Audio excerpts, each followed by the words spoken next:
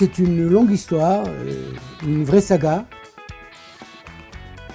une histoire compliquée, mais c'est une réussite, enfin, ça a marché.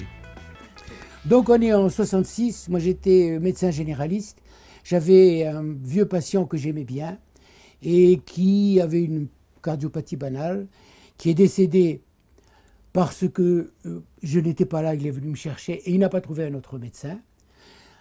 Quelques jours après, j'ai un problème de baignoire dans mon appartement. J'appelle les plombiers qui viennent dans le quart d'heure et à 2 h du matin. Et j'ai dit, mais il faut absolument faire quelque chose. On ne peut pas traiter les tuyaux de plomb mieux que les coronaires. J'ai donc été voir les plombiers qui m'ont dépanné. Et je leur ai dit, je vais vous monter un service sur le modèle de votre service de plombier. Ils m'ont dit oui. On a fait passer une note à la presse. À partir de lundi, vous pourrez avoir un médecin de 8 h du soir à 8 h du matin dans le quart d'heure.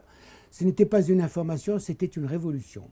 Le premier appel tombe, syncope chez un cardiaque rue d'Oriston. Et depuis, des millions d'appels, des centaines, des milliers de vies sauvées. SOS venait de démarrer. J'ai choisi SOS Médecins parce que je voulais faire de la médecine libérale. C'est génial quand on a une femme et qu'on veut avoir une fille de famille. On peut réguler son emploi du temps en fonction de ses besoins familiaux, du temps qu'on passe avec ses enfants. Et quand on part en vacances, on n'a pas besoin de trouver un remplaçant, on est remplacé automatiquement. C'est une voie intermédiaire entre un service d'urgence et la médecine en cabinet. Parce qu'on passe d'une angine ou d'une rhinopharyngite à un infarctus. Et ça permet entre deux patients de pouvoir s'oxygéner. Quand on descend dans sa voiture et qu'on part à notre visite, on a le temps de respirer, de prendre un bol d'oxygène. Et ça, c'est vraiment très agréable. J'ai une chance incroyable de travailler chez SOS Médecins et d'avoir trouvé cet exercice qui me convient plus que parfaitement. On est un exercice très particulier qui est d'aller au domicile des gens. Ils sont généralement très reconnaissants qu'un médecin puisse se déplacer chez eux, que ce soit le jour ou la nuit, déjà parce qu'on intervient rapidement et puis qu'on intervient au domicile. Nous, quand on arrive chez les gens, on découvre tout leur univers en quelques secondes. On arrive à savoir tout de suite quels médicaments ils ont pris parce qu'il s'est posé sur la table. On arrive à voir s'ils sont fumeurs ou pas, quel est leur niveau social, quels sont leurs goûts, et on a un rapport beaucoup plus proche qu'au cabinet.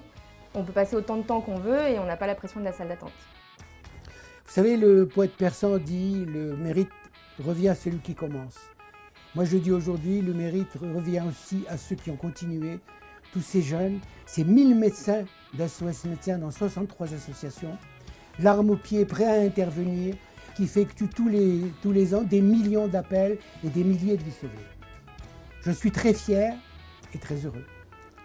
On a la chance en ce moment d'avoir des étudiants qui viennent avec nous en visite et ils sont toujours très agréablement surpris de voir tous les moyens dont on dispose pour prendre le patient en charge dans sa globalité. Finalement, on va quand même beaucoup plus loin que le médecin généraliste en cabinet dans la prise en charge du patient. On a des électrocardiogrammes, on a des bandelettes, des lecteurs de glycémie, on peut faire venir le laboratoire à domicile, on peut faire des échographies très rapidement aux patients. Et je pense que le meilleur espoir que l'on ait, c'est quand un jeune arrive le matin en me disant je vais être psychiatre et qui repart en disant à très bientôt SOS Médecins.